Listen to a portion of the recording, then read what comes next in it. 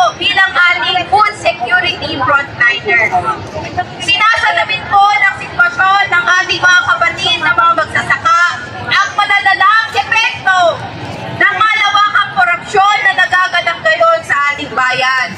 Dariyan po ang mga anomalya sa mga farm-to-market roads, ang sabwatan at mga sabwatan sa nagpapatuloy ng mga land use conversion and reclassification at pagpaprioritize ng importasyon imbis na lokal na produksyon. Kaya naman po, hindi tayo nagtataka, lalo na po kaming mga nandito sa syudad, bakit ang mahal ng presyo ng gulay at ang mahal ng presyo ng pagkain at hindi na kinakaya ng sahod ng ating mga manggagawa. Hindi po ligtas ang sektor ng pangkalusugan, mga kasama, dito sa usapin ng korupsyon. Kung meron tong ghost child control projects, sa kalusugan mo ay nasisimalan na rin. Meron din ghost super health centers. Narinig niyo po ba yun? Ang mga super health centers na ito ang pinabandera ng gobyerno na sagot daw para magkaroon tayo ng universal health care access. Ngunit ano po ang ating nalalaman? Sa bibig mismo ng DOH Secretary lumabas na 297 ay hindi gumagana non-operational ito mga super health centers ito. Sa kabila na milyong piso ang inilalaan dito ng gobyerno. Kaya naman, ang susunod na nating panawagan, DOH, you're next dito sa issue ng korupsyon. Tama po ba yun, mga kasama? Hindi pa din napapanagot sa korupsyon ang malalang mga korupsyon na nangyari sa sektor pangkalusugan. Nandiyan po ang panahon ng pandemya, ang issue ng formalin, kinurakot, at pinagkakitaan ng pagbibenta sa mga face shields, face mask, at iba pang mga medical equipment. Nariyan din po ang issue ng mga expired na gamot habang wala tayong mainom na mga maintenance medicines. At nandiyan pa rin ang issue ng PhilHealth kung saan tinangkapan ng gobyerno na kunin yung mga ambag natin at ibalik doon sa National Treasury. Naibalik lamang po yan dahil sa malakas na pagkilos at panawagan ng mga health workers at ng mamamayan.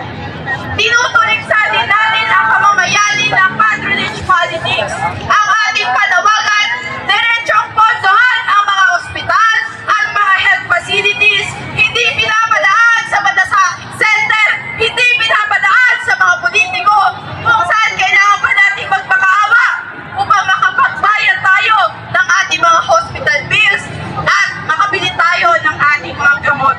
Bawat pisang kinukuramot, ang pinagkakaitan po ay buhay ng mga pasyente at ang maayos na sahod at benepisyo ng ating mga health workers.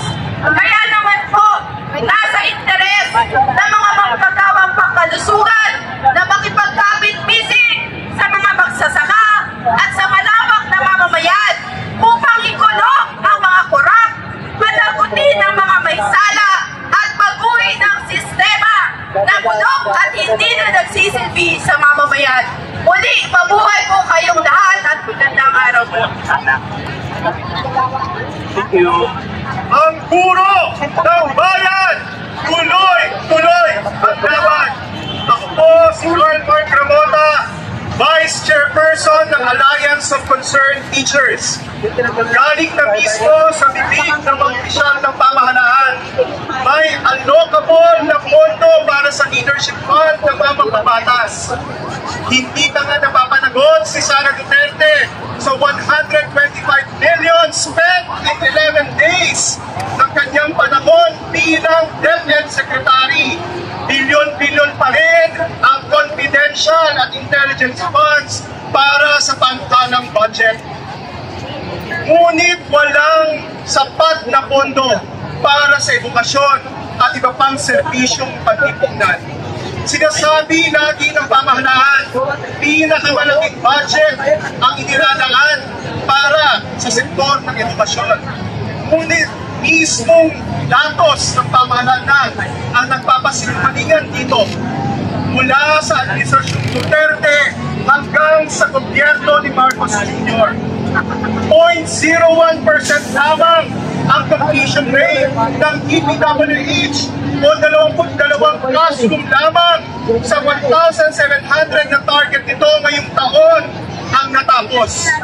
Noong DepEd Secretary si Sara Duterte, 17% lamang ang disbursement rate para sa textbook program.